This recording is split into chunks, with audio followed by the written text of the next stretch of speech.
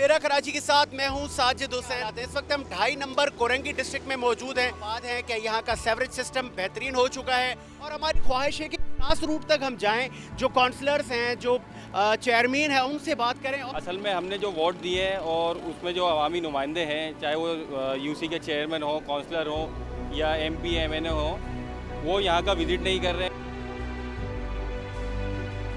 उन्होंने बिल्कुल भी जो है यहाँ पे फोकस नहीं करा हुआ। आज हम अभी इस वक्त मुकाम बाला के पास भी पहुंचे। फोकल पर्सन वसीम मेयो साहब मौजूद हैं, शकील साहब मौजूद हैं, उसके बाद मंसूर अली खान और इसाक साहब मौजूद हैं।